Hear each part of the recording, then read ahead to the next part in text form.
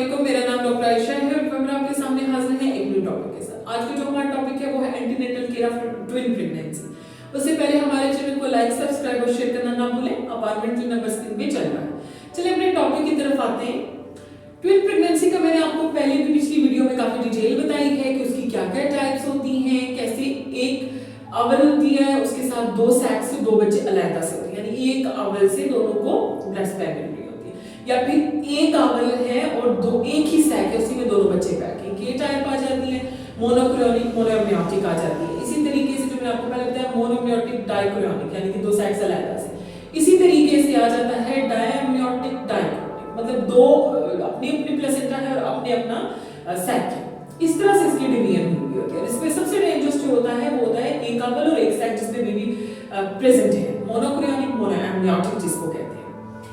चलिए जी, अब हम इसको केयर का डिसाइड करते हैं कि कहाँ से क्या क्या कराना चाहिए और किस तरह से आपने इसको स्मूथली लेके लेना। सबसे पहले तो जब आपको पता चलता है आप घर में टेस्ट करते हैं, अक्सर तो लोग आजकल घर में कर लेते हैं, सबको तरीके पता है, उस पर भी मैंने वीडियो बनाई, आप वो जरूर देखिएगा। जब आप घर में यूपीटी टेस्ट करते हैं तो आपका पॉजिटिव आता है, तो उसके बाद क्या होता है कि आप स्कैन करते हैं। मोस्ट ऑफ द टाइम हम आपको ये कहते हैं 7 वीक्स पे आपके टेस्ट स्कैन कराएं या 6 to 7 वीक्स, तब हार्ट बीट भी आ रही होती है, बच्चे की ग्रोथ होती है, सेट प्रॉपर्ली डेवलप हो चुका होता है। तो वहां पे जाके आपकी डॉक्टर आपको बताती है कि आपकी जो प्रेगनेंसी है वो सिंगल है या ट्विंस है, वहां पे जाके आइडिया हो जाता है। उसके बाद वो फिर आपको कहते हैं डेटिंग स्कैन के लिए, जैसे कि नकल ट्रांसफरेंसी के लिए भी मैंने आपको बताया स्कैन होता है 11 से 14 वीक्स के दरमियान। इसी तरीके से 12 वीक्स या 13 वीक्स में डेटिंग स्कैन, इसमें हम एंटी भी करा सकते हैं। वहां पे जाके जी आप हम स्कैन कराते हैं रेडियोलॉजिस्ट से, स्पेशलिस्ट से। वहां पे जाके हमें पता चलता है कि प्लेसेंटा एक तो नहीं है या सैक एक तो नहीं है, कॉम्प्लिकेटेड प्रेगनेंसी ट्विन प्रेगनेंसी तो नहीं है, अपना अपना ओवल है या एक ही है या सैक से अलग है। वहां पे जाकर ये चीज आपको क्लियर हो जाती है। लेकिन इसमें ये चीज एक आप याद रखिए कि सिंगल प्रेगनेंसी की निस्बत इसमें आपकी डॉक्टर के पास विजिट ज्यादा हो सकते हैं। 3 वीक्स के बाद भी हो सकता है, 2 वीक्स के बाद भी हो सकता है। फिर उसके बाद जी आप नेक्स्ट रूटीन वाइज चलते हैं। फिर आपको डॉक्टर बुलाती है टेस्ट के लिए, देन आपका फिर एनोमली स्कैन होता है। एनोमली स्कैन 20 वीक्स 18 to 22 के वीक्स के दरमियान कर लेते हैं। वहां तक क्या होता है कि सारे ग्रोथ ऑर्गन्स बन चुके होते हैं, ग्रोथ कंप्लीट हो चुकी होती है, कोई भी एनोमली होगी वहां पे पिक की जा सकती है। इसी तरीके से 24 वीक्स में फिर आपको OGTT oral glucose tolerance test करते हैं, ताकि आपकी बॉडी इंसुलिन पेट शुगर लेवल इंपेयर्ड हो रहे हैं कि नहीं, ये टॉलरेट कर भी पा रही है कि नहीं। अगर वो नहीं ठीक आते तो आपको पहले लाइफ स्टाइल मॉडिफिकेशन दिया जाता है, डाइट कंट्रोल दिया जाता है। लेकिन अगर फिर भी नहीं, क्योंकि उसमें फिर आपको मॉनिटरिंग पे चले जाना होता है, आप फास्टिंग में करते हैं, फिर रैंडम करते हैं, pre lunch, post lunch, pre dinner, post dinner, breakfast से पहले, ब्रेकफास्ट के बाद, ये सारा आप मेंटेन करते हैं, अपने डॉक्टर से डिस्कस करते हैं। लेकिन अगर ये इम्पेयर्ड है फिर उसमें या तो आपको डाइट के साथ साथ मेडिसिन दी जाती है, लेकिन उससे भी कंट्रोल नहीं, फिर आखिरी हल इंसुलिन होता है। इसी तरीके से आपको अगर मैं बताना भूल गई कि 14 वीक से पहले जो आपको फॉलिक एसिड दी जाती है वो भी बच्चे की निस्बत आपको डबल दी जाती है। सिंगल प्रेगनेंसी की निस्बत आपको डबल दी जाती है, क्योंकि दो बच्चे डबल या ट्रिपल फॉर्म में दी जाती है, क्योंकि उसकी रिक्वायरमेंट एक में पूरी नहीं होती। 14 वीक्स पर फिर आपको calcium, vitamin K, vitamin D according to your doctor दिया जाता है। फिर उसके बाद आपकी 24 वीक्स तक मैं आपको बता चुकी थी। देन उसके बाद आ जाते हैं 28 वीक्स।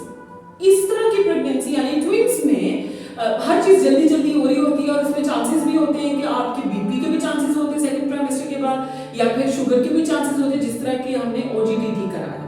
तो इसमें लंग्स डेवलप करने के लिए हम 34 वीक्स का वेट नहीं करते। 28 से 34 के वीक्स के दरमियान हम डेक्सा की इंजेक्शन लगा सकते हैं, ताकि बाहर जब बेबी है किसी भी टाइम डिलीवरी हो सकती है, तो वो लंग प्रॉपर तरह से इन्फ्लेट हो, मैच्योर हो, तो इसलिए हम 28 वीक्स पे लगा देते हैं। फिर वो आपको आइडिया है 7वें और 8वें महीने का जो टेटनस का इंजेक्शन लगता है वो तो वैसे ही लगता है।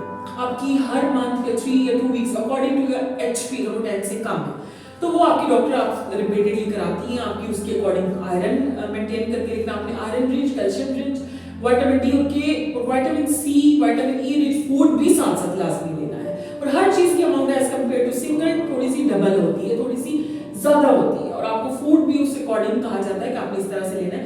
और एंड ट्राइमेस्टर में आपने ऑयल, मिर्ची, नमक, चीनी को बहुत ही कंट्रोल लेवल में लेके चलना होता है, वरना एंड पे आजकल देखा जा रहा है, स्टडी की जा रही है कि अचानक से आखिरी ट्राइमेस्टर्स में without any reason, with some reasons, sugar और बीपी के बहुत पेशेंट देखने में आए हैं। तो आपने इन चीजों पे बहुत एहतियात करनी है, नजर रखनी है और एचपी भी मेंटेन करना है। अगर आपका 30 वीक्स तक एचपी मेंटेन नहीं होता, इसमें लेवल यही होता है जब आपकी डिलीवरी हो तो एटलीस्ट 12 से 14 के दरमियान आपका एचपी हो। 12-13 इज ओके, 12 से कम नहीं होना चाहिए। लेकिन स्टिल अगर 30 वीक्स पे आपका 10 है, 9 है, तो आपको इंजेक्टेबल फॉर्म में भी लगा के आयरन उसको मेंटेन किया जा सकता है। ड्रिप्स भी लग सकती हैं, लेकिन आजकल सिंगल डोज पे भी मिलते हैं इंजेक्टेबल जो आपको वो जो कमी है पूरी कर सकते हैं। उसके बाद अगर एक आंगल और एक सैक नहीं है, कॉम्प्लिकेटेड प्रेगनेंसी नहीं है, तो 36-37 वीक्स तक सब ठीक है, सब ओके है, तो वो हम वेट करके उसको डिलीवर करा सकते हैं। लेकिन अगर IUGR के साइन सिम्टम्स हैं कि लग रहा है कि सप्लाई कम है, ग्रोथ में कमी है, या बीपी है, शुगर है, कोई भी प्रॉब्लम है, तो या फिर वो मोनोक्रोनिक मोनोम्योटिक है कि सिंगल अवल है, एक ही पैटर्न है ब्लड फ्लो का और एक ही थैली में 2 बच्चे पैक हैं, तो उनको फिर 34 वीक्स पे डिलीवर कर लिया जाता है। डॉपलर स्कैन की भी बहुत इंपॉर्टेंस है फ्लो देखने के लिए, और इसमें तो लाजमी कराना चाहिए। 28 वीक्स से 32 वीक्स के दरमियान कराते हैं, लेकिन ट्विंस में हम 28 वीक्स पे करा लेते हैं, वो भी बहुत जरूरी है और वो आपको कराना चाहिए, मैंडेटरी होता है। नॉर्मल प्रेगनेंसीज में तो हम ऐसा इतना नहीं रिकमेंड करते, लेकिन जहां डाउट हो वहां लाजमी, और ट्विन में तो बहुत जरूरी है। चलिए जी, अब आगे डिलीवरी की बात आ जाती है। अगर आपका फर्स्ट लाइन बेबी, जो फर्स्ट बेबी है यानी ट्विंस में से, अगर उनका फैलिक है, सीधा उसके सर नीचे है, तो नॉर्मल डिलीवर किया जा सकता है और आपको कोई कॉम्प्लिकेशन नहीं है, ना बीपी है, ना शुगर है, ना किसी किस्म का कोई मसला है, ना बच्चे में ग्रोथ में, वेट में किसी चीज में कोई इशू है, तो नॉर्मल डिलीवरी का चांस लिया जा सकता है। अगर आपका पहले बच्चे नॉर्मल हुए देन ट्विंस है, तो उसमें भी किया जा सकता है, और पहला बच्चा अगर ब्रीच है, दूसरा सीधा है, तो भी नॉर्मल डिलीवर किया जा सकता है। लेकिन अगर बच्चा ब्रीच है, ट्रांसवर्स ओब्लिक टेढ़ा है या आड़ा है, तो वहां पे आप चांस नहीं देते। और ज्यादातर ट्विन प्रेगनेंसी जो है वो लैंड सी सेक्शन पे ही करती है और उनके लिए वही सेफ समझा जाता है। चलिए जी, आपको एंटीनेटल केयर का पता चला होगा कि किस तरह से हमें सिंगल से जो डबल प्रेगनेंसी है उसको किस तरह केयरफुल लेके जाना पड़ता है। 30 वीक्स के बाद हमारी कोशिश होती है कि 2-2 हफ्ते के बाद आपको गैप से बुलाया जाए। चलिए जी, इसी के साथ हमें इजाजत दें, फिर हाजिर होंगे एक न्यू डिस्कशन लेके। अपना ख्याल रखें, अल्लाह हाफ़िज़।